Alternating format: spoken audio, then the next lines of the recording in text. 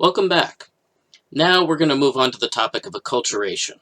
What happens when people from one culture are placed into a larger, more dominant culture? Acculturation is the process in which a member of a marginalized culture negotiates living in a dominant culture. One of the best ways to look at how this most often works is by using the model developed by John Barry, a psychologist and researcher at Queen's College in Kingston, Ontario.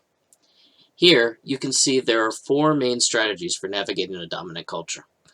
You can accept the dominant culture and either assimilate or integrate, or you can reject the dominant culture and either be marginalized or live separately.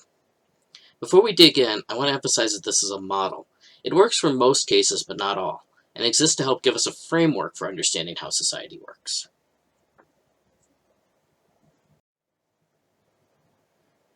Beginning with the ways a minority culture rejects or is rejected by a dominant culture, let's talk about marginalization. Marginalization means someone from an ethnic group does not practice their origin culture, but at the same time does not practice the dominant culture either. Enslaved Africans are a perfect example of marginalization. When brought to the Americas, they were prohibited from practicing their origin culture. At the same time, they're not allowed to join American culture either. Much the same happened to Native Americans and Aboriginal people in Australia. As tribes were overwhelmed by white settlers and became subject to white authority, in both countries the native peoples were forbidden from practicing their cultures, and yet were not allowed to access the benefits of white society. Finally, the 1882 China Exclusion Act is a clear example. In the 17th century, many Chinese, particularly Chinese men, were brought to the United States as laborers. As more and more Chinese immigrants arrived, tensions developed between white Americans and the Chinese immigrants, and laws began to be enacted to restrict the rights of Chinese immigrants. This culminated in the Chinese Exclusion Act, which suspended Chinese and eventually all Asian immigration to the United States, and denied Chinese immigrants the ability to be naturalized, to become citizens. This was not fully repealed until 1965. Segregation is when the people of a culture that is not dominant exists separately from the dominant culture. This might be by choice due to strict religious or cultural practices, or might be enforced by the dominant culture who wishes to keep that culture segregated.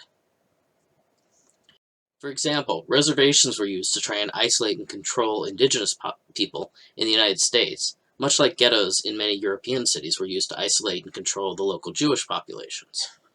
Redlining, which we discussed last week, and school segregation were two of the many tactics used to try and enforce the separation of Black Americans from access to white American progress. The Amish people in the United States are a case where they have voluntarily chosen to segregate themselves. While they occasionally interact with American culture, by and large they hold themselves apart from it, creating their own institutions and social norms. When you integrate into a culture, you retain a lot of elements of your own culture, but also adapt to the dominant culture. Usually, elements of the marginalized culture start to leak into the dominant culture as well. Food is a great way to think about that. Pizza is originally Italian, and was brought here by Italian immigrants.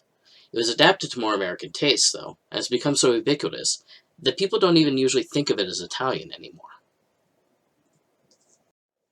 There are just a few ways integration shows up. As you can see from these examples, sometimes integration happens to avoid not fitting in, like speaking English outside the home or packing peanut butter and jelly sandwiches for lunch. Other times, people want in on the fun and want to feel American, like watching the Super Bowl or having turkey for Thanksgiving. Assimilation is when you leave your origin culture behind and strive to behave like the dominant culture. For many years, this has been considered the ideal in the United States, that we should behave in a certain way that is accepted as American, and deviating from that is seen as threatening American culture. We like to use the metaphor of a melting pot to describe this. Most European immigrants assimilate fairly readily into American culture, particularly if they're seen as white. As we've talked about, the racial hierarchy in the United States sets the racial default for Americans to be white, so immigrants who appear white are assumed to be American and can shed their origin culture with fewer barriers. Second-generation Americans of all races tend to assimilate into American culture as well. This group in particular is prone to what is known as segmented assimilation. Different economic impacts based in large part on what levels of oppression are experienced beyond immigrant status and ethnicity, such as race and gender. Native Americans have largely assimilated into American society as well, although this was not by choice.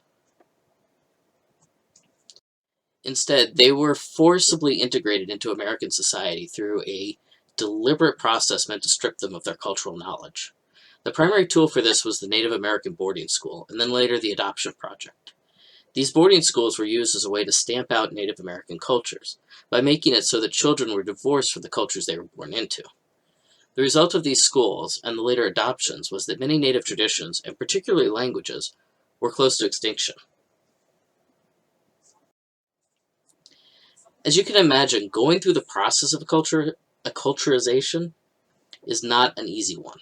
Even for those who choose to acculturate, the period of learning how to navigate the new dominant culture is difficult and fraught with anxiety.